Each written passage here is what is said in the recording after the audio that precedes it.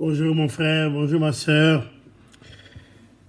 Que la grâce, la miséricorde et la paix de la part de Dieu notre Père et de Jésus-Christ notre Seigneur, que tout cela repose au profond de ton être. Ça fait déjà quelque temps que nous sommes en train de faire cette réflexion autour de la grâce. Et nous voulons finir la problématique de grâce en montrant vraiment le lien entre la grâce et la miséricorde. Le thème, c'est vraiment ça, habiter la grâce. Cette grâce qu'on habite nous renvoie à chaque fois, ça peut être assumé ou pas, dans la perception que miséricorde et grâce soient synonymes. On a déjà cité ça au Hébreux chapitre 4, verset 16. Approchons-nous donc avec assurance du trône de la grâce afin d'obtenir miséricorde et de trouver grâce pour être secouru dans nos besoins. Cette parole, je peux comprendre qu'elle te ramène à ces deux réalités. C'est pour cela que je voudrais vraiment, pour finaliser ce cycle de réflexion, te dire ce que c'est que la miséricorde. C'est quoi la miséricorde? Je pense qu'on peut donner de la miséricorde une définition simple. Un savant mélange entre la prévenance et la bienveillance. La prévenance et la bienveillance. Quand tu es gentil avec quelqu'un qui, lui, est méchant contre toi, tu exerces la miséricorde, n'est-ce pas? Donc, la miséricorde est vraiment une des qualités divines les plus exercées par rapport à l'humanité. Je voudrais te lire Deutéronome au chapitre 4, quand Moïse invoque la miséricorde de Dieu sur le peuple. Au sein de ta détresse, toutes ces choses t'arriveront. Alors, dans la suite des temps, tu retourneras à l'Éternel, au Seigneur, ton Dieu, et tu écouteras sa voix. Car le Seigneur, ton Dieu, est un Dieu de miséricorde, qui ne t'abandonnera pas et ne te détruira pas. Il n'oubliera pas l'alliance de tes pères qu'il leur a juré. L'alliance de tes pères qu'il leur a juré. C'est dans Deutéronome chapitre 4, versets 30 et 31. Cette miséricorde, inévitablement, te pousse donc, de ce qu'on vient de lire, à comprendre qu'elle est liée au pardon. Quand tu pardonnes à quelqu'un qui t'a fait du tort, tu exerces ta miséricorde. Tu exerces ta miséricorde.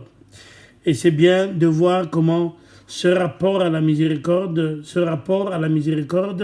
comporte et intègre le pardon.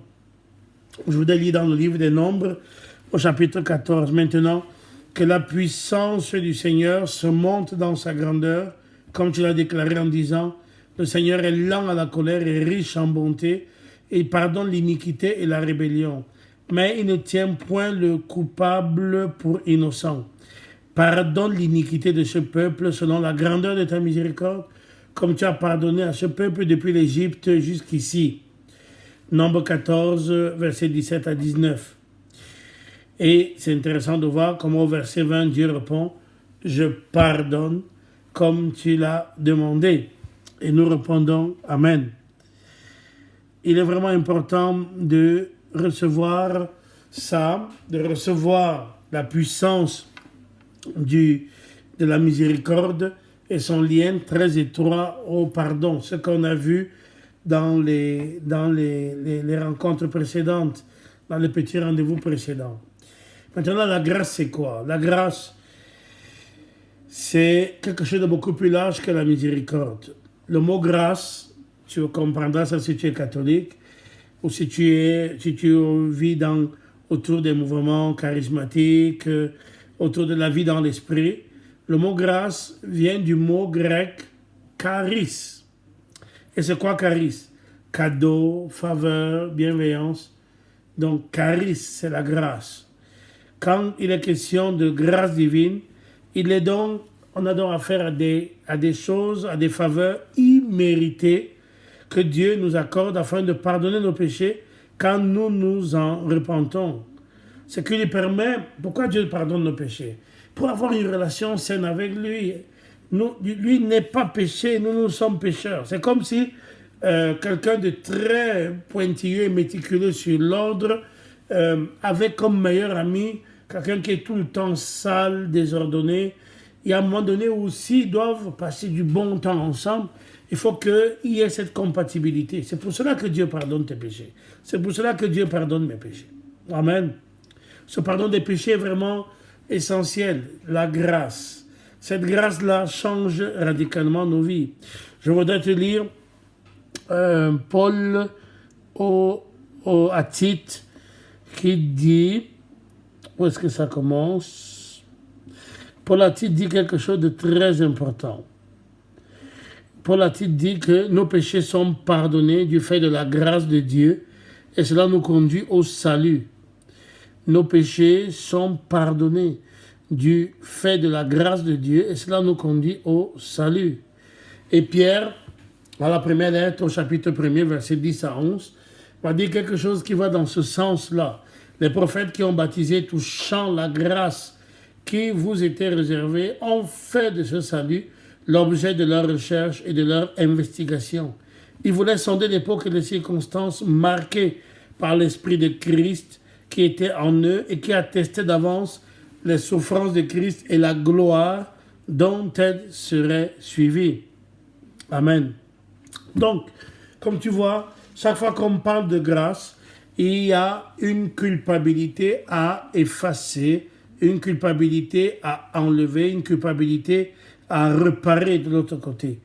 Et c'est vraiment ça qui est important, c'est que la grâce comprend le pardon immérité de nos péchés, et ce pardon n'est rendu possible que par la mort de Christ. Christ, par sa mort, fait quelque chose de formidable. On l'a déjà lu, mais on ne se lasse pas de le redire. Quand on lit dans la lettre aux Colossiens, au chapitre 2, il y a quelque chose, il y a une force dans ça, et il y a une force dans ça qui me montre, qui nous dit en fait la puissance du salut en Christ. Je te lis dans la traduction que j'ai, on peut trouver d'autres traductions qui sont tout autant intéressantes. Il dit donc, enseveli, verset 12, enseveli avec lui, pas dans le baptême, vous avez été dans le même baptême, ressuscité avec lui, par votre foi à l'action de Dieu qui l'a ressuscité d'entre les morts. Vous qui étiez morts par vos péchés et par l'incirconcision de votre chair, il vous a rendu à la vie avec lui, après nous avoir pardonné toutes nos offenses. Il l'a détruit, verset 14. Ça, pour moi, c'est quelque chose d'essentiel. Il l'a détruit, l'acte qui était écrit contre nous et nous était contraire avec les ordonnances. Il a fait disparaître en le clouant à la croix. Conséquence, verset 15, il a dépouillé les principautés et les puissances. Il les a livrées hardiment en spectacle, en triomphant d'elles par la croix. Amen. En triomphant d'elle par la croix. Le verset 16, c'est très important quand on a affaire encore aujourd'hui à certains de nos frères, notamment les adventistes du 7e jour. Que personne donc ne vous condamne sur le manger et le boire ou au sujet d'une fête, d'une nouvelle lune ou d'un sabbat. Que personne ne vous condamne. Il y a quelque chose d'acquis dans une dimension supérieure qui est la dimension de Christ. Et comme ces paroles de Dieu, nous répondons Amen. Donc, très important, très important. La grâce nous permet d'être purifiés de nos péchés. La miséricorde, c'est comme on a dit plus haut, mais on va voir tout de suite vraiment le lien, comment les deux s'enchevêtrent dans ma vie de salut.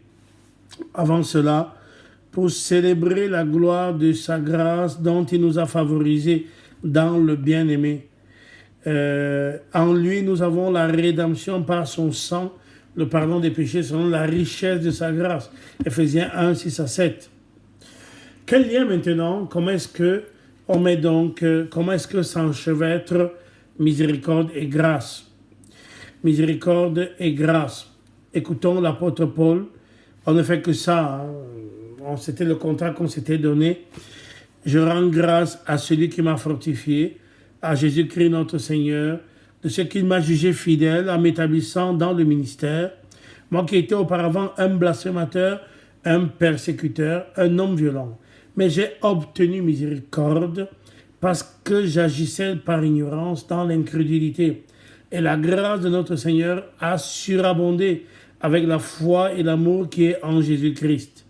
C'est un moment clé, 1 Timothée, au chapitre 1er, versets 12 à 14. On voit ici de manière très claire que la grâce a un sens beaucoup plus vaste que la miséricorde. La grâce ici a un sens beaucoup plus grand que la miséricorde. Nous avons tous besoin de grâce, mais nous ne pouvons pas la mériter ni la donner à d'autres. Elle n'est accordée que par le sacrifice du Christ. C'est très important. La grâce n'est pas accordée par moi, elle n'est accordée que par le sacrifice du Christ. La miséricorde, par contre, c'est quelque chose dont nous avons besoin à certains moments de notre vie. Dans la parabole de Luc chapitre 15, le Père miséricordieux et ses deux fils, à un moment donné, le fils cadet qui est parti de la maison a besoin de miséricorde pour revenir. Et la miséricorde, c'est vraiment ce qu'on a vu la dernière fois. Il est important d'exercer la miséricorde. Il est important d'exercer la miséricorde. Exercer la miséricorde. Nous avons tous besoin, à un moment donné de la vie, de la miséricorde d'autrui. Et à nous aussi, à un moment donné, il est nécessaire d'exercer miséricorde envers autrui. D'ailleurs, Matthieu chapitre 5, verset 7 dit « Heureux les miséricordieux, car ils obtiendront miséricorde. » Les miséricordieux obtiendront eux aussi miséricorde. Amen. Voilà vraiment, mon frère, ma soeur, ce que je voulais partager avec toi pour clore cette étape de notre petit échange. Cette étape de notre petit échange est fondamentale parce que c'est intéressant de temps en temps d'écouter. Je fais exprès dans l'angle d'action, dans le prisme catholique, de voir que ces thématiques qui sont chrétiennes peuvent être vues par des angles différents et il n'est pas question que l'angle catholique rougisse de quelque manière. On n'a rien à envier aux autres, bien au contraire. Donc, si tu es catholique, c'est très bien. Si tu n'es pas catholique, ne te fâche pas de ce que j'ai dit. Ce qui nous unit est beaucoup plus grand que ce qui nous éloigne. Et je célèbre, donc je médite, je fais cette méditation le jour des martyrs de l'Ouganda. Les martyrs de l'Ouganda, canonisés par le pape Paul VI le 8 octobre 1964 à Kampala. Les martyrs de l'Ouganda ont rendu témoignage de manière œcuménique. Donc il y avait des anglicans et des catholiques. Pour l'exactitude, il y avait même aussi des musulmans. Mais avec les musulmans, on n'est pas dans l'approche œcuménique, nous sommes dans l'approche du dialogue interreligieux. D'accord? Donc, le pape François rappelle souvent quelque chose qui est avenu il y a 5 ans sur la côte de Benghazi en Libye. Les fanatiques musulmans ont arrêté les chrétiens, ils les ont habillés en jaune et ils les ont exécutés. Et ils ont pris les chrétiens de toutes les races, de toutes les confessions religieuses. Et on ne demandait pas si tu es catholique ou évangélique. Et ces personnes qui étaient arabes, mais qui étaient chrétiens, quand ils ont compris que la fin était inéluctable, ils se sont mis à chanter Alléluia, Alléluia, Alléluia, Alléluia, Alléluia. Et c'est avec ça qu'ils sont passés à la rencontre avec Dieu. Dans le témoignage, dans le témoignage, les chrétiens sont souvent unis. C'est pour cela que c'est important de ne pas se froisser pour des clés de lecture qui peuvent être différentes de temps en temps. Que la grâce du Seigneur habite dans nos cœurs, que sa miséricorde abonde dans nos gestes et que sa paix repose en nous. Amen. Alléluia.